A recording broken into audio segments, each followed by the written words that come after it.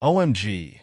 At Chiefs' retirement speech, Travis and Jason fight back tears in this emotional New Heights footage. It was just not our day. Unable to find any momentum. For some of the minuscule choices I made on the field, I'm punishing myself.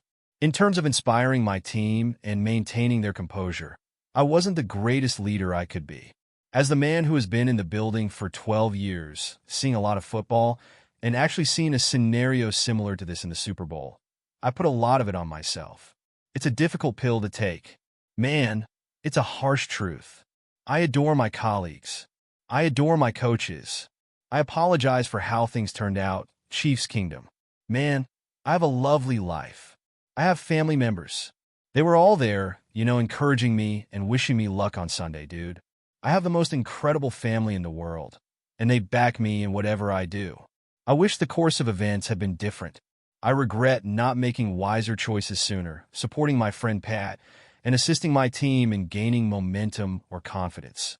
However, I just have to give the Eagles credit. I am aware that discussing this is terrible. I've been here. Not everything went bad for the Chiefs.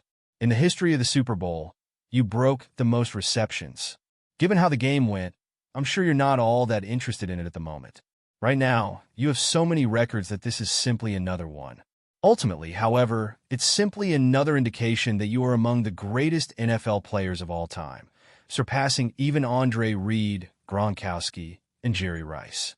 Right now, that's the last thing I'm concerned about. I understand, but you will, and I'm just telling you it's a fantastic album, just like all of your previous tracks. Regards, brother. The only record I have is that he continued to play. He's out there once again. Watch him go. How is he doing? Nobody is aware. Only counts as part of the gameplay. Indeed, it will hurt.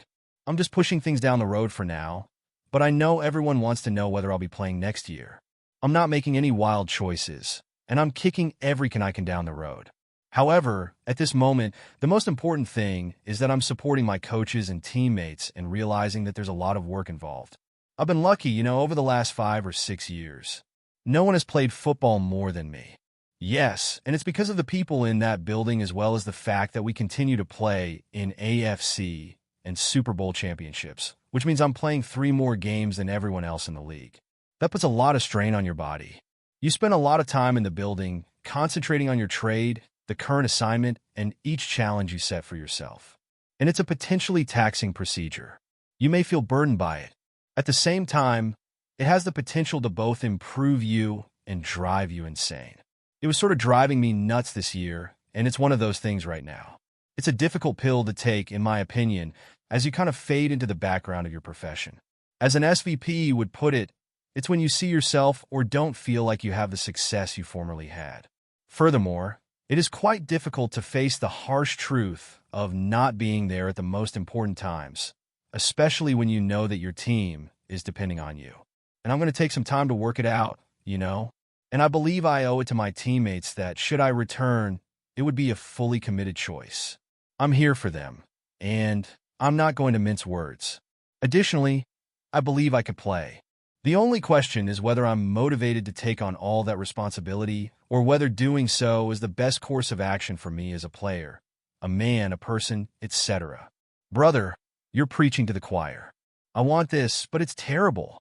Gone through hardships together, and it really brings you closer together.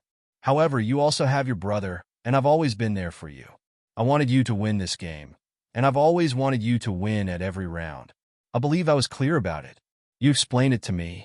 Man, that was strange. It was challenging to go through because I was trying to convey that I was pulling for you and that I had loved ones on the Eagles, and it seemed like I couldn't be correct. No matter what I said, it seemed like some people would misinterpret it and claim that I was supporting for the Chiefs or Travis, while others would say that I was rooting for the Eagles. Everyone wants to just call people out in the world we live in, guy. I made a joke about you supporting the Eagles, and I know you've always been there for me. You and Kylie are in Philadelphia, and you've put together one of the most exquisite scenes I've ever seen. The community out there loves you all. Outside of that organization, you guys are very much a part of the community. You are exempt from having to explain anything to anybody, even the foundation work Kylie and you both undertake, as well as the years and hours you spent giving that organization all you had. No one can ever misinterpret that because I know my brother and his goals, and I know who Jason Kelce is as long as there are people here. Furthermore, you cannot allow these internet jokes to make you feel guilty about what you are saying. I can clearly hear what you're saying, and I believe that the members of the Philadelphia organization are well aware of your identity, your values, and the manner in which you express them. Indeed, and all of it is accurate. We still have a strong connection with this organization, so I must admit that I'm a little glad and delighted that they won this game, but it doesn't take away from the fact that you are still a brother. It doesn't diminish your brotherly qualities. I want to emphasize that supporting you comes before that. Yes, and for that reason, this game was terrible. It was really difficult to see. I tried to emphasize that I was pulling for both sides the whole time, because I knew that, no matter how much I love the Eagles and the city of Philadelphia, I would still be pleased and sad. I was attempting to explain why I may be supporting the Eagles, and regardless of who I choose, it was going to be both joyful and sad. I don't even want to do this for certain individuals, I believe.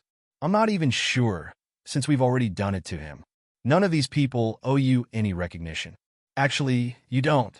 Everyone who knows you, Jason, is aware of your motivations. Anything else is simply someone attempting to encourage her to rise out of someone else like what you stated.